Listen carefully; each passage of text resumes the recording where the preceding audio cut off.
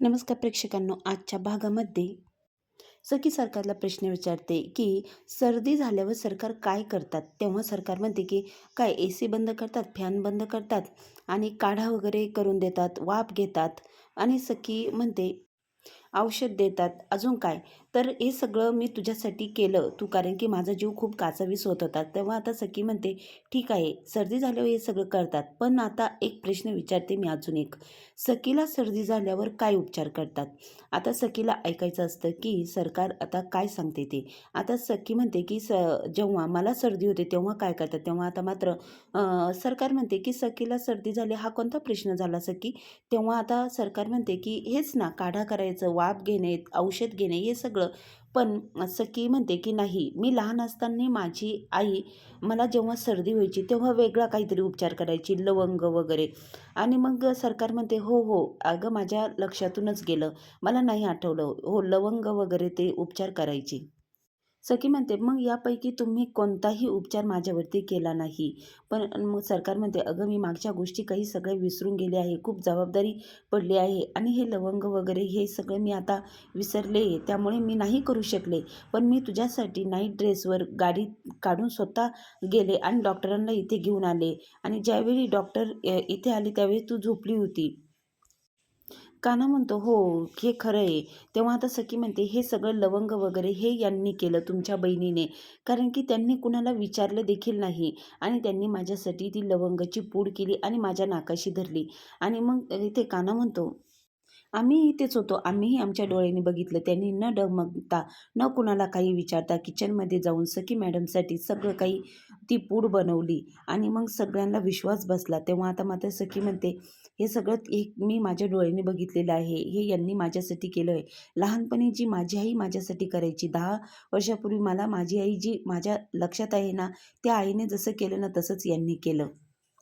अगं सखी, मी जेव्हा आले तेव्हा तुला शांत झोप लागली होती. त्यामुळे मी तुला उठवलं नाही आणि तुला शांत झोप लागलेली बघून मला बरं वाटलं आणि मी डॉक्टरांना घेऊन आले होते. पण सखी म्हणते, आणि ही सगळी जबाबदारी अंगावर पेलवता मागच्या काही गोष्टींचा सखी मला विसर पडला आहे आणि त्यामुळे हे सगळं घडून गेलं असेल.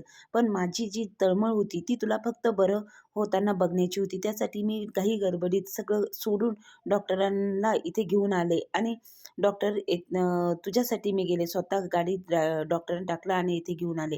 तेव्हा सखी म्हणते, "हो, तुम्ही सगळं हे केलं, पण मला यांनी जो उपचार केला त्यामुळे मला शांत झोप लागली. आणि खरं सांगू का, आजचा माझा निर्णय झालेला आहे. आजची माझी खरी आई तर हीच आहे. कारण की आई म्हणून जी जबाबदारी त्यांनी पार पाडली ना, ती तुम्ही नाही पाडली. ज्यावेळी मी शांत झोपले आणि मी उठले त्यावेळेस तुम्ही मला सगळं जे रात्री घडलं, जे तुम्ही माझ्यासाठी केलं, त्याचा पाढा माझ्यापुढे वाचत बसलात.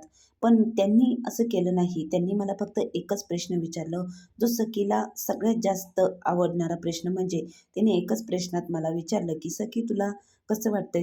तुला बरं वाटतंय का?" हा प्रश्न त्यांनी मला विचारला आणि त्या प्रश्नातच मला खरं उत्तर मिळालेलं होतं. त्यामुळे माझी खरी आई तर हीच असणार आहे. कारण की त्यांनी माझ्यासाठी जे केलं, जे करायला हवं होतं ते त्यांनी केलं.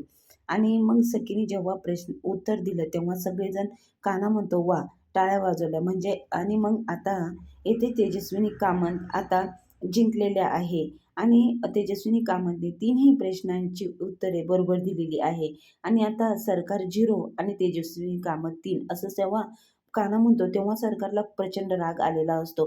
सरकार म्हणते, की "तू मला नको शिकू.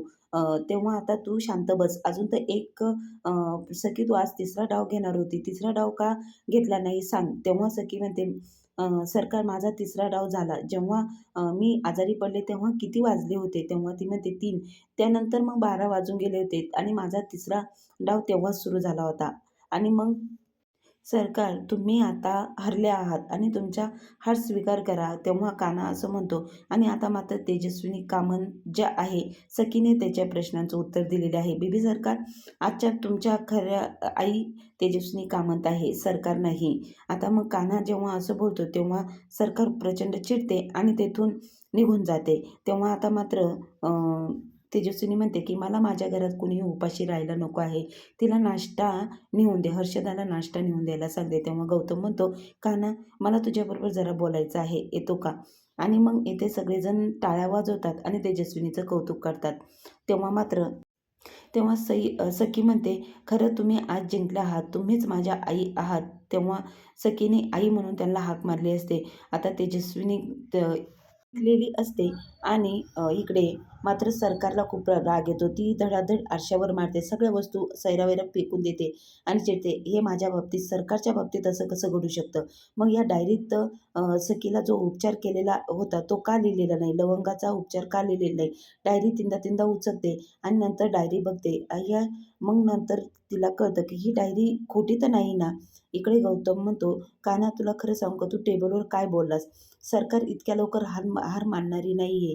ती नक्कीच काहीतरी करेल. तेव्हा हे सगळं सरकार जिंकण्यासाठी काहीही करू शकते." या घरात 10 वर्षापूर्वी खूप आनंद, उत्साह होता. तेव्हा मात्र कान्हा म्हणतो, "या घरामध्ये सुद्धा पहिल्यासारखे दिवस येणार आहे. आनंद, उत्साह, प्रेम, आपुलकी, माया हे सगळं येणार आहे." तेव्हा मात्र हे सगळं मी केलेलं आहे. ती खोटी डायरी जी होती ना, ती सरकारच्या याच्यामध्ये, कारण की ओव्हर कॉन्फिडन्समध्ये मला माहिती होतं सरकार काहीतरी करणार. त्यामुळे ती खोटी डायरी मी तिथे लिहून ठेवली आणि त्या डायरीला खूप वर्षापूर्वीची जुनी असं करून ठेवलं होतं. त्यामुळे सरकार यामध्ये फसली. तेव्हा गौतम म्हणतो, सहजासहजी हार मानणारी नाही, ती नक्कीच कोणतातरी नवीन डाव टाकणार आहे. कान्हा, आपल्याला सावध राहायला हवं. पण आता इकडे येऊन बघते तर डायरी बघते, तिला शंका येते, ही डायरी खोटी तर नाही ना? आता मात्र तिला खूप चीड आलेली असते. आता हर्षदा तिला नाश्त्यासाठी विचारायला आली असते. सगळं सामान फेकते, तिला आऊट म्हणते, हे सगळं सामान उचलून निघून जा इथून. आता ती खूप घाबरते, लगेच सामान उचलायला सुरुवात करते आणि म्हणते की या कानाला सोडणार नाही, याला बघणारच आहे, कारण की यानेच हे सगळं घडून आणलेलं आहे. गौतम म्हणतो, आता मात्र ती नक्कीच एखादा तरी असा मोठा डाव टाकणार. तेव्हा आता कान्हा म्हणतो, असं काहीतरी जे मोठं गुपित जे सरकारचं आहे ना, ते आपल्यासमोर यायला हवं आणि ते जर एकदा कधी आपल्यासमोर आलं तर आपण नक्कीच सत्यापर्यंत पोहोचू शकतो.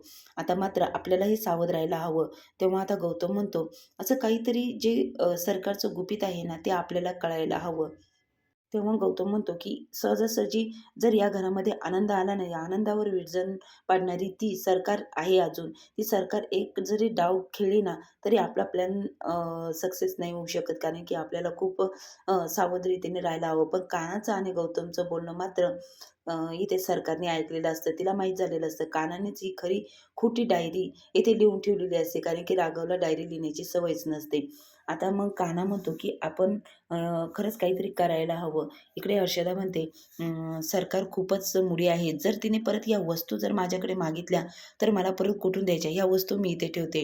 आता बर्फी इथे चित्र काढत असते आणि ती म्हणते, "आई, हे सगळे घरातले कुठे गेले? आता मला कलर हवे आहेत आणि हे घरचे प्रॉमिस करतात काहीच देत नाही." हे सामान आता बर्फी बघते, तिथे लेन्सची डब्बी तिला हातात मिळते. आता पुढील भागामध्ये ती लेन्सची डब्बी ती कान्हाला दाखवणार असते. कान्हाच्या रूममध्ये तिने जे ड्रॉइंग केलेलं चित्र जे असतं ते दाखवायला आलेली असते. आता कान्हा म्हणतो, ही लेन्सची डब्बी कुणाची आहे? आता मात्र सरकारचं गुपित आता पुढील भागामध्ये यांच्यासमोर येणार आहे. लेन्सची काय आता पुढील भागात जबरदस्त ट्विट्स आलेला आहे. दोघीही सारख्याच साड्या घालून सखीसमोर उभ्या आहे. आता सखीला तिची खरी आई ओळखता येईल का? आता मात्र सरकार जिंकेल की खरी तेजस्विनी कामन जिंकेल? हा प्रश्न आता सखीपुढेही पडलेला असतो. आता मात्र कान्हा यामध्ये नवीन काहीतरी मास्टर माइंड त्याचा प्लॅन वापरेल का? आणि यामध्ये खरी तेजस्विनी कामंत सखीला समजेल का?